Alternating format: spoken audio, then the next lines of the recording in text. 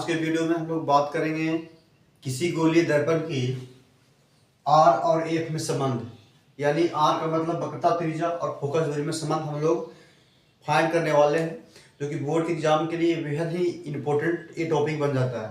तो चलिए हम लोग रिलेशन फाइंड कर लेते हैं। किसी भी गोलीय दर्पण के लिए वक्रता त्रिज्या और फोकस दूरी में रिलेशन कैसे फाइंड करते हैं उसको देखेंगे हम लोग। तो सबसे पहले गोलीय दर्पण बोला है तो गोलीय दर्पण में हम लोग अवतल दर्पण मान लेते हैं कि ये कोई आपका क्या है, अवतल दर्पण है। और बाहर से जरा इसको पेंटिंग कर देते हैं। और एक्स और वाई क्या है, अवतल दर्पण का द्वारक होता है। एक्स वाई जो होता है अवतल दर्पण का द्वारक, और यही अवतल दर्पण के द्वारक के मध्य बिंदु, यानी मध्य बिंदु का मतलब बीच में इसको लगा दीजिए डॉट, मध्य बिंदु कहलाता है ध्रुव, और यहां से एक लाइन ऐसे ड्रॉ कर देंगे। ठीक है, तो इस पॉइंट को हम बोलते हैं अवतल दर्पण का ध्रुव बोल लेंगे। अब इसमें क्या करना है, अब ध्रुव के यहाँ पर कोई वक्रता केंद्र होगा, सी होगा, और पी और सी के बीच की दूरी को हम लोग क्या बोलते हैं, आर बोलते हैं। जिसको सॉरी यहाँ पर आर नहीं बोलते, एफ बोलते हैं, फोकस दूरी होता है। और पी और सी के बीच की दूरी को बोलते हैं हम लोग फोकस दूरी बोलते हैं। तो चलिए हम लोग इस रिलेशन को फाइंड करते हैं, कैसे लिखना है।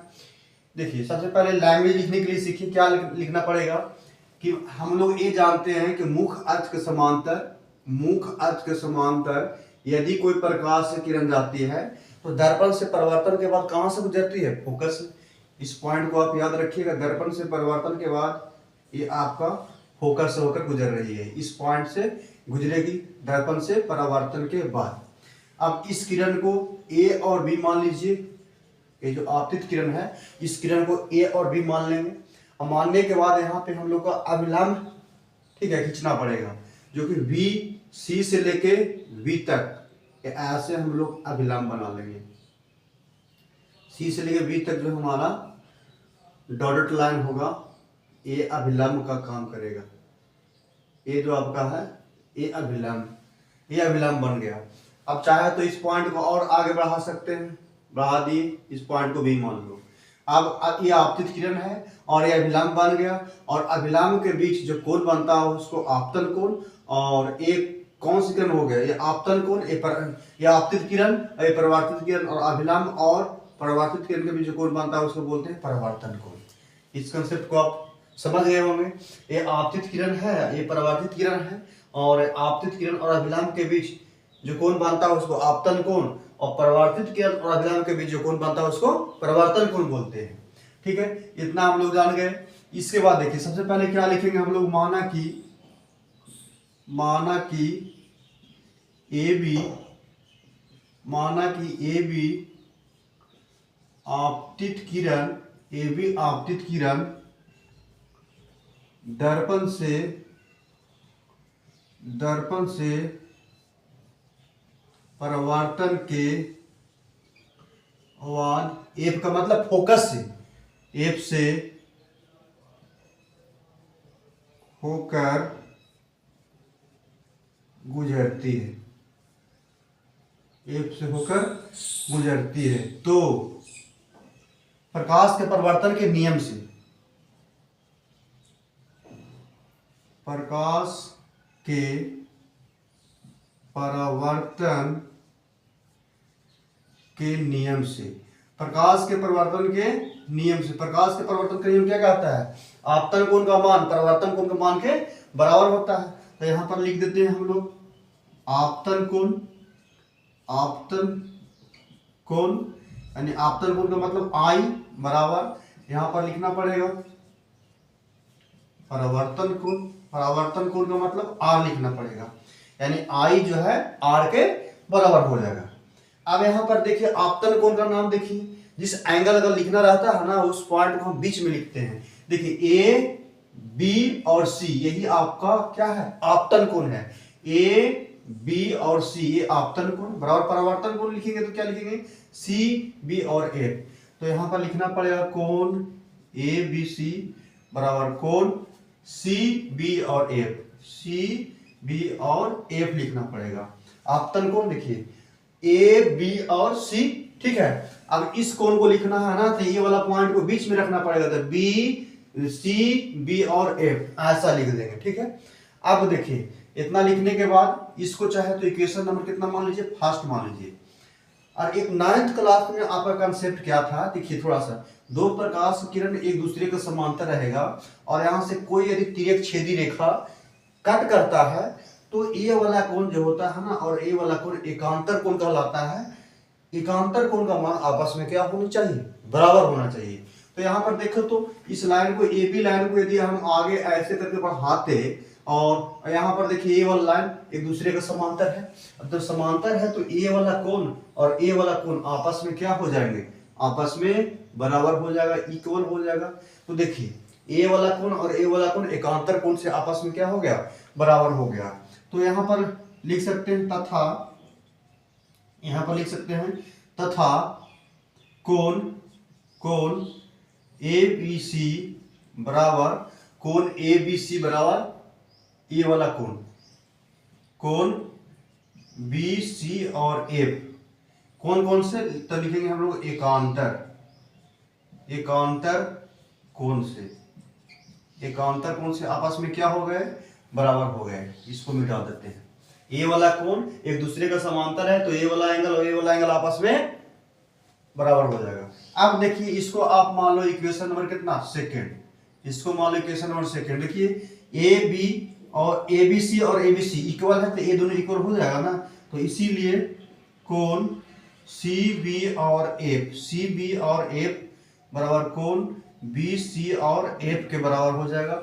यहाँ पर लिख सकते हैं हम लोग समीकरण, समीकरण एक और समीकरण एक और दो से, समीकरण एक और दो से इतना लिख दिए, ठीक है। अब देखिए अब आइए यहाँ पे अब थोड़ा सा एक पॉइंट और समझाने का प्रयास करेंगे। इस ट्रायंगल में आइए बी सी बी और एफ में, त्रिभुज सी बी और एफ से, त्रिभुज सी बी और एफ से इस ट्रायंगल में आप देखिए सी बी और एफ, ए वाला त्रिभुज बिंदु देखिए, हम लोग क्या जानते हैं, प्रकाश के परावर्तन के नियम क्या कहता है कि आपतन कोण का मान आई परावर्तन कोण का मान के बराबर होगा। तो इसमें एक ट्रायंगल ऐसा दिख रहा है बाबू, ध्यान से देखिएगा, एक ऐसा ट्रायंगल दिख रहा है, एक ट्रायंगल दिख रहा है, ये आई है और ये क्या है, आर है, ये सी है, यहाँ बी है और यहाँ पे आपका पॉइंट एफ है।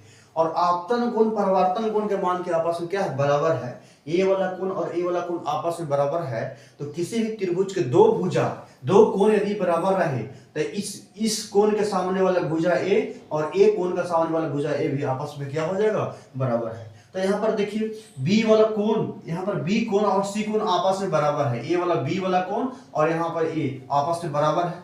तो इस एंगल का आई के सामने वाला भुजा ए वाला और आर के सामने वाला भुजा ए आपस में क्या हो जाएगा, बराबर हो जाएगा। तो त्रिभुज बी सी बी एफ से आप देख सकते हैं कोण, देखिए बी और सी आपस में बराबर है, आई और आर का मान सेम है। तो ये ऐसा लिखे है ना, त्रिभुज एबीसी से आप नहीं भी लिखिएगा तब चल सकता है। तो यहाँ पर इसीलिए इतना बराबर इतना हो गया। तो इसके सामने बी के सामने वाला एंगल ए आपका हो जाएगा सी एफ और आर के सामने वाला आर के सामने वाला हो जाएगा सी एफ और आई के सामने वाला क्या हो जाएगा, बी एफ, आपस में क्या होगा, बराबर होगा। आप ऐसे भी लिख सकते हो, डायरेक्ट भी लिख सकते हो, समझे, डायरेक्ट भी आप लिख सकते हो।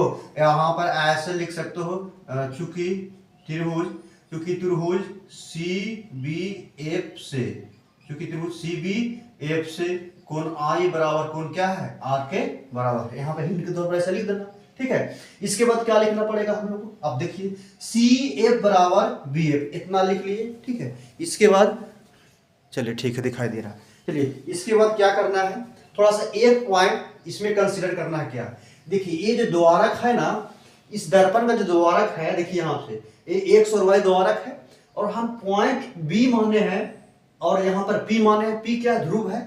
अब यदि ये पॉइंट बी पी के काफी निकट रहता, ये जो पी बी जो पॉइंट माने है ना, ये बी जो पॉइंट है पी के काफी निकट रहता, तो इस पॉइंट को हम उठा करके ऐसे सोचिएगा, ये पॉइंट को उठाकर इसी पॉइंट पर ऐसे लाएंगे तो इसका नाम क्या हो सकता है। देखिए ये पहले में पॉइंट ऐसा था, यहाँ पर P है और यहाँ पे B है और इसको इसको एकदम छोटा सा करके करीब लाने का प्रयास करेंगे, ये इस पॉइंट को ऐसे लाने का प्रयास करेंगे, यहीं पर लाके बैठा देंगे तो बी और पी पॉइंट एक दूसरे के काफी करीब हो जाएगा। तो यहाँ पर एक अजम्पशन लिखा जाता है, ये हम लोग को याद करना है थोड़ा सा, चूंकि बी बिंदु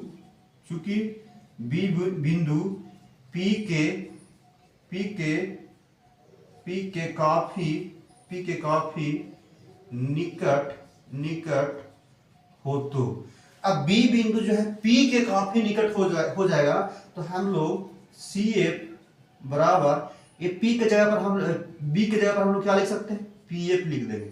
कोई दिक्कत? सी एफ का जगह पर हम लोग क्या लिख लेंगे, यहाँ पर बी एफ का जगह पर हम लोग क्या लिख लेंगे, पी एफ, क्योंकि यहाँ पर लिख दिए हैं कि बी जो पॉइंट है पी के काफी निकट है तो हम बी के जगह पर हम लोग पी लिख सकते हैं। इतना बात समझ आया? ठीक है, गुड। अब देखिए यहाँ पे चलाते हैं, ठीक है, यहाँ पे चलाते हैं, यहाँ से आप लिखिएगा ये क्या लिखा हुआ है, सी एफ बराबर पी एफ। अच्छा ये बताइए दोनों साइड में हम, ठीक है, मान लीजिए एक से गुना करें और इधर भी एक से गुना करें, कोई फर्क होगा? नहीं पड़ेगा। अब एक से इधर दोनों तरफ एक से यदि हम ऐड भी कर देंगे तो कोई फर्क नहीं पड़ेगा। तो हम लोग यहाँ पे क्या लिखने वाले हैं, यहाँ पर थोड़ा सा सोचिएगा, दोनों तरफ पीएफ हम जोड़ रहे हैं, पीएफ को जोड़ने पर दोनों तरफ पीएफ जोड़ेंगे ना बाबू, तो सीएफ प्लस में क्या हो जाएगा, पीएफ, और पीएफ प्लस में यहाँ पर क्या लिखने वाले हैं, पीएफ लिख देंगे। अब देखो सीएफ प्लस पीएफ यानी सीएफ प्लस पीएफ, अब जोड़ने के लिए भी हम सिखा देते हैं। दोनों जो कॉमन रहेगा ना उसको हटा दीजिए, दोनों में देखिए एफ और एफ कॉमन है तो उसको हटा दीजिए, तो यहाँ क्या बचा, पी बचा और सी बचा, तो यहाँ पर लिख दीजिए पीसी। यहाँ पर पीएफ और पीएफ, यहाँ पर भी पीएफ है, यहाँ पर भी पीएफ है, तो कितना पीएफ हो जाएगा, 2 पीएफ के बराबर हो जाएगा। अब चाहे तो इसको मान लो इक्वेशन नंबर कितना, थर्ड, इसको इक्वेशन नंबर थर्ड आप मान लीजिए। अब पहुंच गए हैं करीब, ठीक है, अब हम लोग रिजल्ट की ओर पहुंच चुके हैं। कुछ नहीं करना है, अब चीन परिपाटी से ऐसे लिखना है तो लिख सकते हो, चीन परिपाटी से, ठीक है, चीन परिपाटी से देखिए तो पीसी क्या है, पी और सी आपका क्या दिख रहा है, पी से लेकर सी को दूरी को हम लोग क्या कहते हैं, वक्रता त्रिज्या कहते हैं।